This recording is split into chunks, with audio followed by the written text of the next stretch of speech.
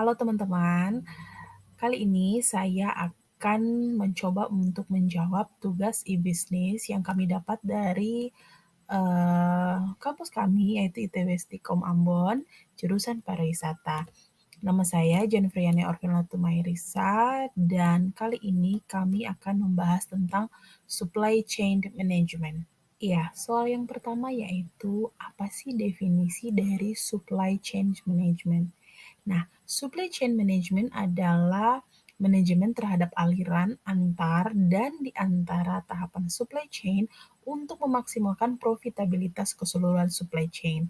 Nah, menurut salah satu para ahli yang bernama Lambert, itu pada tahun 1998 menyatakan bahwa supply chain management merupakan integrasi atas proses-proses bisnis dari pengguna akhir melalui pemasok awal yang menyediakan produk, jasa, dan informasi yang memberikan nilai tambah bagi pelanggan. Soal yang berikut yaitu proses bisnis pada supply chain management. Nah, yang pertama ada namanya customer relationship management. Yang kedua ada customer service management. Yang ketiga ada demand management. Kemudian yang keempat ada customer demand fulfillment. Yang kelima ada manufacturing flow management. Kemudian ada juga procurement. Dan yang ketujuh ada namanya pengembangan produk dan komersialisasi.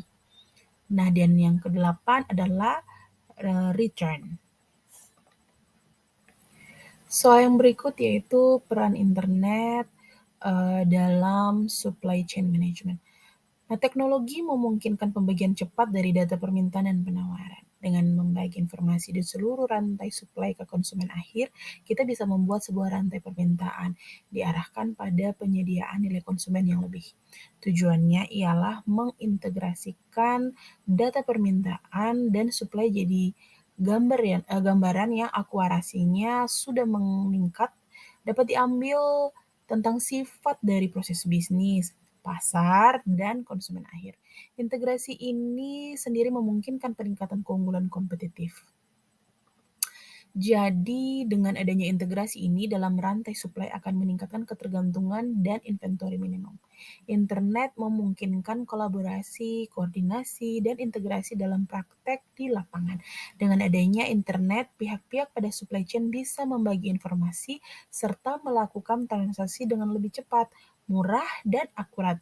Informasi penjualan di supermarket atau retail akan mudah bisa dibagi dengan pihak-pihak yang berada di sebelah hulu supply chain dengan menggunakan internet.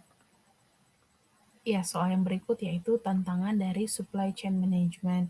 Nah, ada dua tantangan dalam mengelola supply chain. Yang pertama yaitu kompleksitas struktur supply chain. Jadi, kompleksitas struktur supply chain ini melibatkan yang pertama banyak pihak dengan kepentingan yang berbeda-beda atau bertentangan. Kemudian yang kedua, perbedaan bahasa, zona waktu, dan budaya antar perusahaan.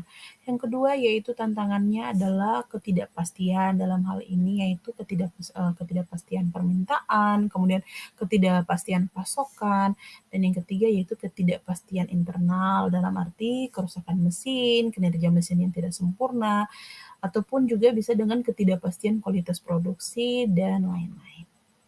Soal yang terakhir yaitu prinsip-prinsip supply chain management. Nah, menurut Anderson, Breed, dan Favre pada tahun 1997, mereka memberikan 7 prinsip supply chain management. Yaitu yang pertama, segmentasi pelanggan berdasarkan kebutuhannya.